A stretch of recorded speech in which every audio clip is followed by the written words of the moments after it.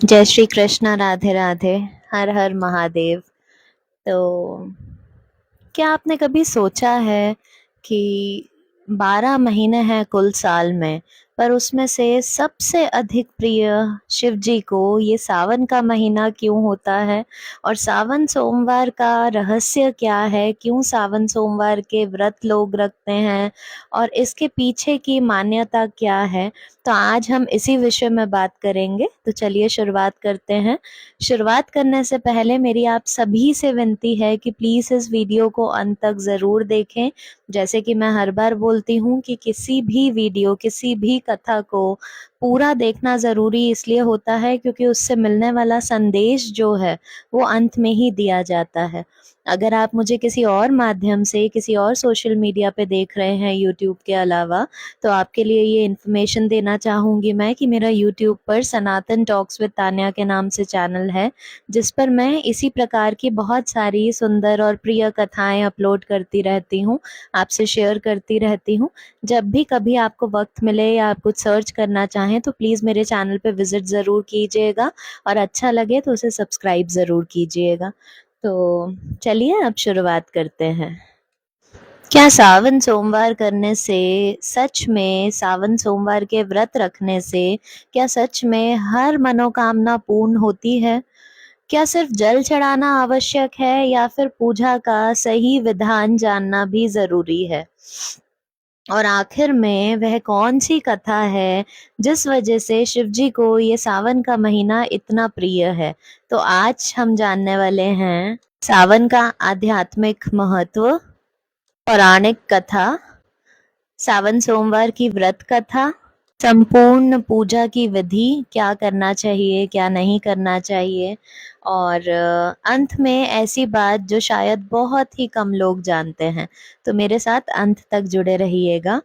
तो शुरुआत करने से पहले एक बार मैं चाहूँगी कि आप सब भी मेरे साथ बोलें हर हर महादेव।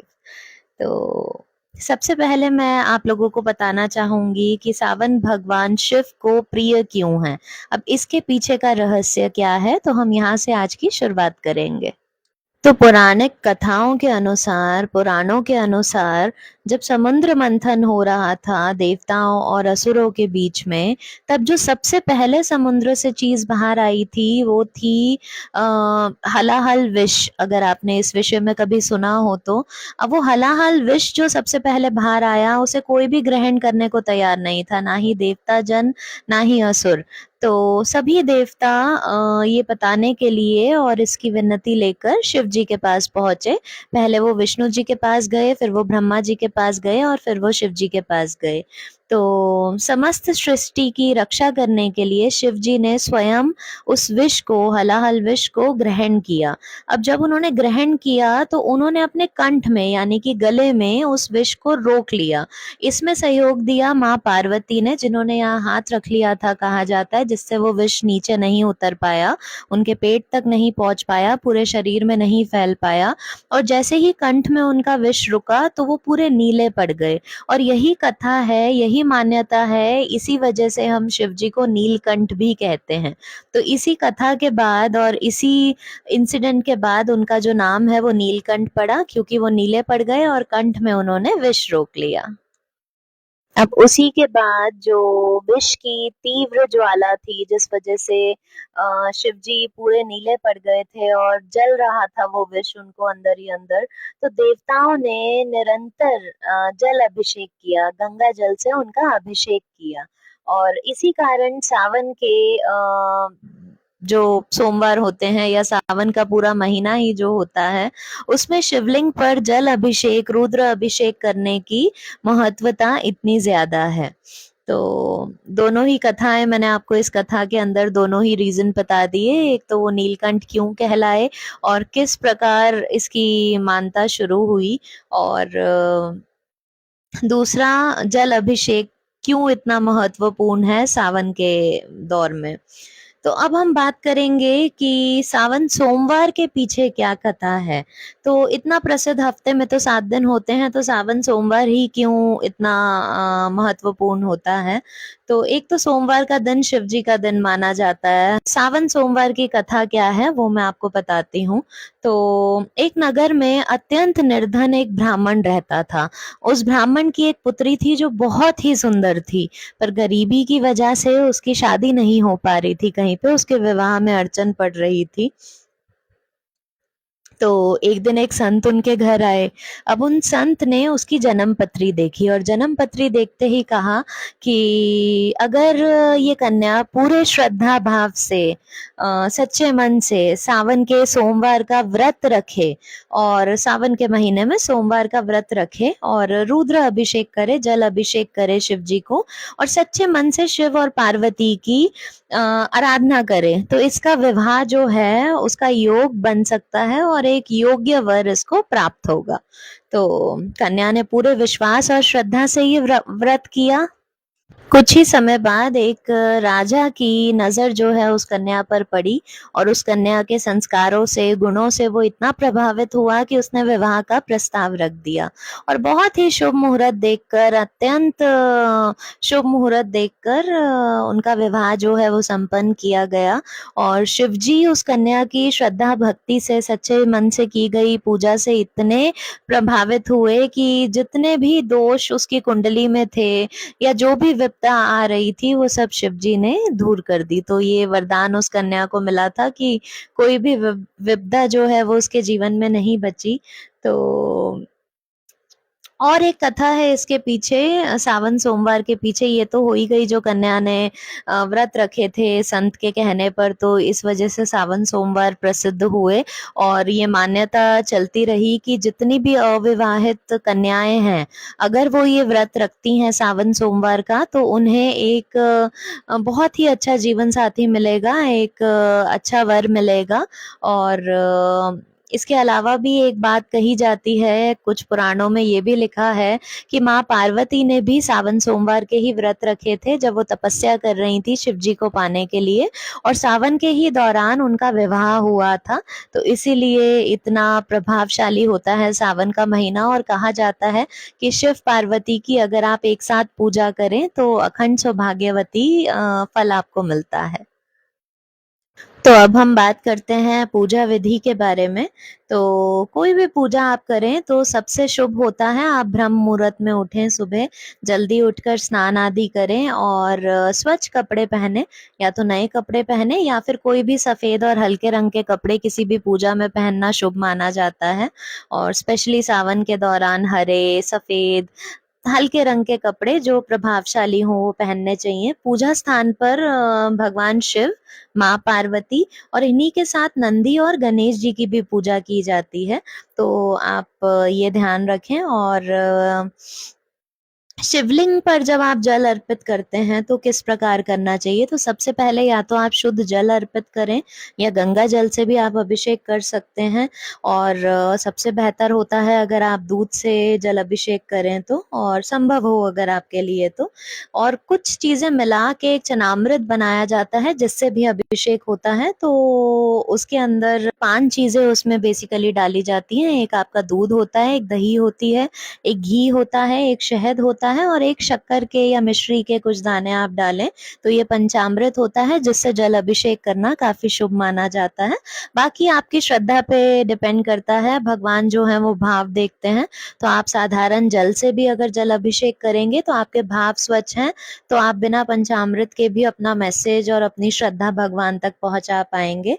तो ये सब करने के बाद फिर बेल पत्र चढ़ाया जाता है उन्हें। अच्छा, एक विशेष चीज मैं आपको बताना चाहूंगी बेलपत्र से रिलेटेड। बेलपत्र जो है वो 3 पत्तियों वाला, जो 3 पत्तियों वाला बेलपत्र होता है, प्लीज आप इस चीज का जरूर ध्यान रखें। वो काफी शुभ होता है, वही चढ़ाएं, और वो टूटा हुआ फटा हुआ नहीं होना चाहिए कहीं से। उस पर यदि कीड़ा लगा हो तो प्लीज उसको ना चढ़ाएं। तो आप ये सब चीजें देख के लें। इसके बाद धतूरा चढ़ाया जाता है, धतूरा आपको पता होगा। और जब मैं ये पूजा विधि करूंगी तो मैं एक एक चीज आपको दिखा दूंगी, उसका भी मैं अलग से एक वीडियो डाल दूंगी। फिलहाल मैं सिर्फ आपको बता रही हूँ, तो मैं अभी कुछ दिखा नहीं पा रही आपको क्योंकि अभी सावन शुरू नहीं हुए हैं।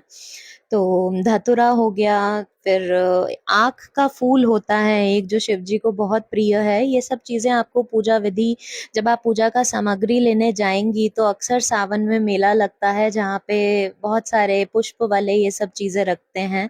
तो इसके अलावा कई लोग भस्म भी चढ़ाते हैं और सफ़ेद चंदन ज़रूर आप अर्पित करें, चढ़ाएँ। अक्षत और फल अर्पित ज़रूर करना चाहिए। कुछ मीठा आप चढ़ा सकते हैं, आप घर से बना लें या बाहर से कुछ मिष्ठान आप ले आएँ। तो ये पूरा पूजा का सामग्री होती है और ये विधि होती है। बाकी जो भी आप जिस भी प्रकार आप आरती करते हैं, आप जोत बत्ती जलाते हैं, धूप बत्ती जलाते हैं, आप जिस प्रकार करना चाहें वो आपकी श्रद्धा और भाव पे डिपेंड करता है। बट ये कुछ चीज़ें जो मैंने आपको बताई ये काफ़ी ज़्यादा आवश्यक होती हैं और ये शिव जी को प्रिय हैं, इसलिए हम ये सब चढ़ाते हैं। बाकी आप पे डिपेंड करता है। तो इसके अलावा एक और चीज़ जो मैं करती हूँ और पौराणिक कथाओं के अनुसार ये करना भी चाहिए ऐसा कहा जाता है। आप मंत्र जाप ज़रूर करें इस दौरान जब आप जल अभिषेक करें या जब आप घर में पूजा कर रहे हैं या आप मंदिर में जाके कर रहे हैं। तो एक तो मंत्र हमें पता है ओम नमः शिवाय का आप 108 बार कर सकते हैं और सबसे शुभ होगा अगर आप महामृत्युंजय जाप कर लें 108 बार तो उससे ज़्यादा शुभ तो कुछ और है ही नहीं। तो ये हो गई हमारी पूजा विधि की बातें। तो अब अगर कई लोग सावन सोमवार के व्रत रखते हैं, तो मैं व्रत के नियम भी आपको बता देती हूँ। तो व्रत रखने का नियम ये नहीं है कि आप भूखे प्यासे रहें पूरा दिन।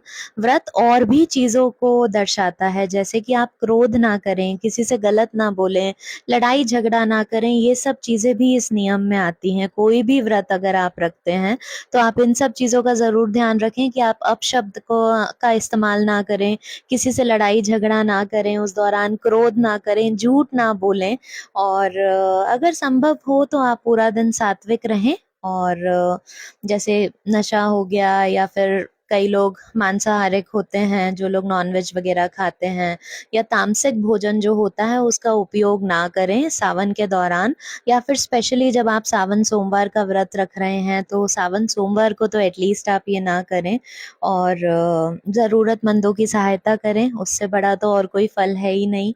याद रखिए भगवान शिव केवल जल से नहीं बल्कि भाव से प्रसन्न होते हैं। जैसे मैंने आपको पूजा विधि में बताया, तो बस जब भी आप व्रत रखें तो आपके जो भाव हों उसको स्वच्छ रखिएगा। बाकी आप नहीं पूरा दिन भूखे रह सकते हैं तो आप फल आदि का उपयोग कर सकते हैं और जो व्रत वाला भोजन होता है जैसे कि साबूदाना, आलू, फल, फ्रूट, जूस, ये सब चीज़ें आप धारण कीजिए और ग्रहण कीजिए। और कई लोग हैं जो कि दिन भर कुछ नहीं खा के रात को एक वक्त पे खाना खा लेते हैं जिसमें तामसिक भोजन ना हो, बस आप ये ध्यान रखें।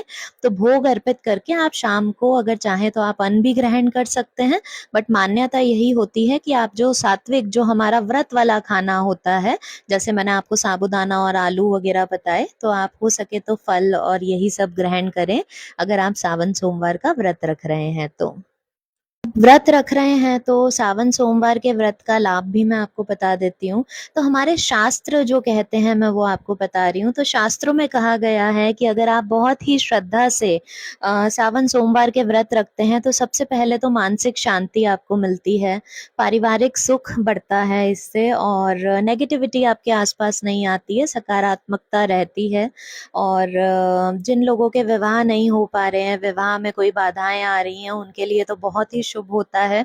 मैंने ऑलरेडी आपको कथा सुनाई है कि अविवाहित कन्याएं जो हैं उनके विवाह के योग बनते हैं और अच्छे वर की प्राप्ति होती है क्योंकि ये वरदान मिला है, तो ये होता है। और भगवान शिव की श्रेष्ठ कृपा आपको प्राप्त होती है जब आप सावन में उनकी पूजा करते हैं, क्योंकि सावन उनको बहुत प्रिय है। उसी दौरान माँ पार्वती उन्हें मिली थी और इसके अलावा भी देवताओं ने उनको गंगा जल से अभिषेक किया था, तो उसकी तो मान्यता मैं आपको बता ही चुकी हूँ। एक महत्वपूर्ण बात और, मैंने बहुत सारे लोगों को मंदिर में देखा है कि वो लोग ये सोचते हैं कि बाल्टी भर के बहुत सारा दूध अगर हम चढ़ाएंगे तो भगवान शिव जो है हमसे ज़्यादा प्रसन्न हो जाएंगे। लेकिन शास्त्र हमें ये सिखाते हैं कि भगवान शिव को दिखावा नहीं पसंद है। उन्होंने तो सब कुछ त्याग के अपना जीवन कैलाश पर्वत पे व्यतीत कर दिया, तो कहाँ से उनको ये सब चीज़ें पसंद होंगी।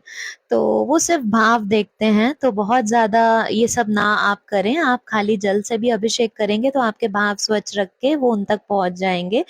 यदि आपके पास केवल 1 लोटा जल है, वह भी सच्चे मन से अर्पित किया जा सकता है। मैं बस आपको ये बोलना चाह रही हूँ। तो हज़ारों लीटर दूध से उसका महत्व ज़्यादा होगा अगर आप सच्चे मन से 1 लोटा जल भी अर्पित कर देंगे तो। तो बस यही सब आज की वीडियो में मैं आपको बताना चाह रही थी, क्योंकि 30 तारीख से हमारे सावन सोमवार शुरू हो रहे हैं, 30 जुलाई से।